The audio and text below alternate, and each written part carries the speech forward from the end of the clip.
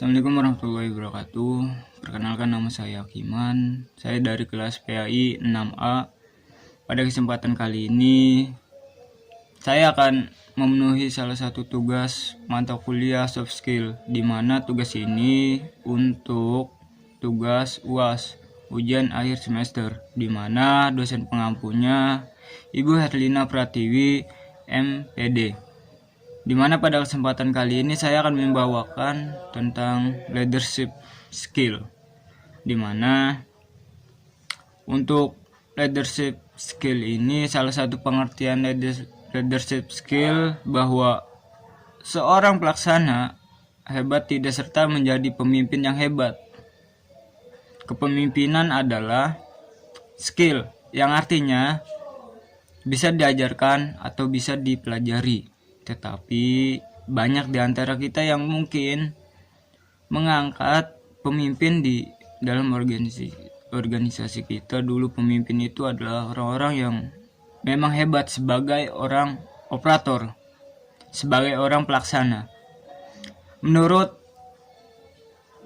para ahli, ada 4 ahli yang menjelaskan tentang leadership skill. Di antaranya George R. Terry, Profesor Dr. S.V. Siagan, terus Rolf M. Stogdill, dan Prof. Ders M. Atmos Sudridjo, di mana menurut George Terry menyebutkan bahwa kepemimpinan adalah keseluruhan kegiatan untuk mempengaruhi kemauan orang lain untuk mencapai tujuan bersama.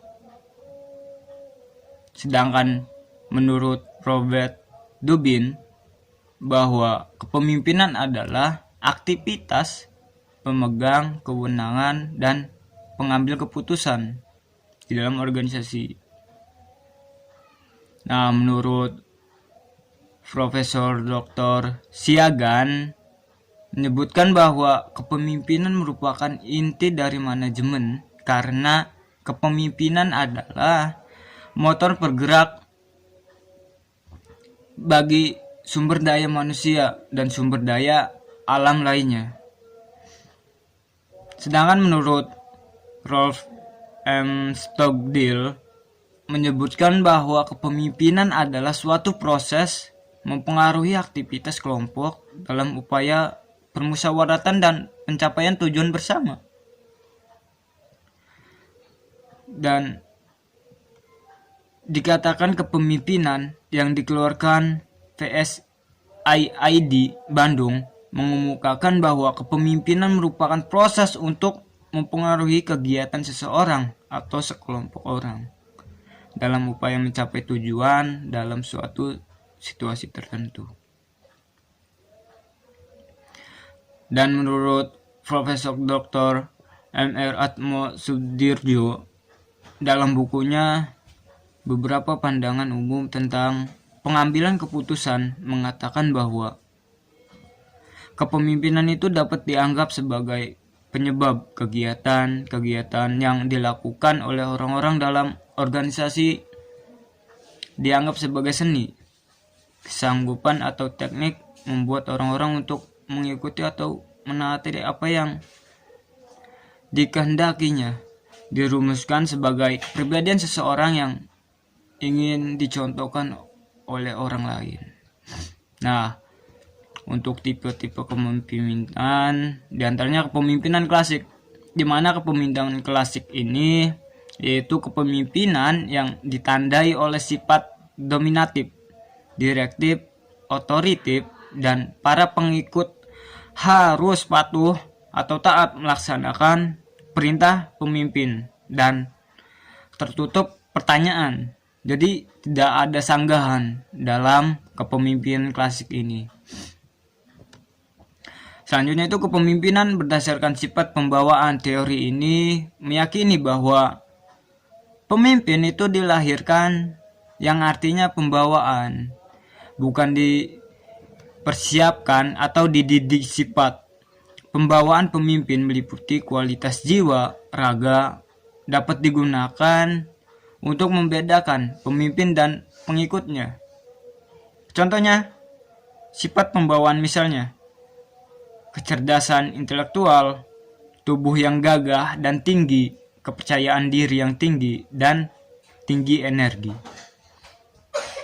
Sedangkan untuk kepemimpinan berdasarkan perilaku, teori meyakini bahwa perilaku pemimpin serta langsung mempengaruhi aktivitas kerja yang dipimpin, dan memimpin dapat dipersiapkan atau dipelajari, bukan dilahirkan. Sedangkan untuk pengertian soft skill di sini adalah soft skill merupakan keunggulan personal seseorang yang terkait dengan hal-hal non teknis, termasuk diantaranya kemampuan berkomunikasi, bersosialisasi, dan kemampuan mengendalikan diri sendiri. Menurut Solis Setiawati menjelaskan bahwa hakikat dan komponen serta indikator soft skill adalah suatu kemampuan yang bersifat efektif yang dimiliki orang atau seseorang. Selain kemampuannya atas penguasaan teknik formal intelektual, suatu kemampuan yang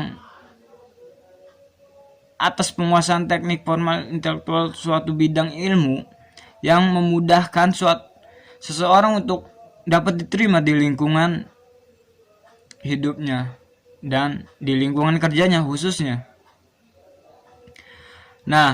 Dapat dimiliki dan digunakan oleh pengusaha dan organisasi pemerintahan.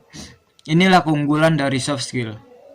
Dan seseorang yang memiliki jiwa kepemimpinan yang demokratis, yang artinya dia mampu menerima masukan dari orang lain tanpa ada rasa dengki terhadap orang yang menyampaikan kritikan terhadap diri kita sendiri. Sedangkan hubungan soft skill dengan leadership ini memiliki kaitan yang erat, karena menjadi seseorang pemimpin bukanlah hal yang mudah.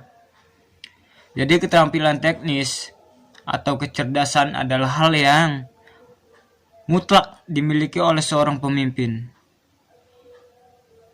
Jikalau seorang pemimpin tidak memiliki kecerdasan, maka seorang pemimpin itu akan menjadi kacung seorang bawahannya. Tetapi selain itu, pemimpin juga dituntut untuk memiliki serangkaian soft skill yang dapat menunjang proses kepemimpinannya. Dan karakter dasar dari leadership ini, untuk menjadikan pemimpin yang baik dibutuhkan karakter-karakter tertentu yang untuk bisa menjadikan seorang kepemimpinan ini mempunyai ciri khasnya tersendiri. Jadi kaitan antara leadership dengan soft skill itu sangatlah erat dan penting bagi seseorang pemimpin. Leadership merupakan fungsi manajemen untuk mempengaruhi, mengarahkan, memotivasi, dan menggawai orang lain untuk menyelesaikan tugas yang sudah direncanakan atau yang sudah disusun. Mungkin itu saja materi yang saya sampaikan mengenai leadership, soft skill. Kurang lebihnya mohon maaf. Wabillahi taufik wal hidayah. Wassalamualaikum warahmatullahi wabarakatuh.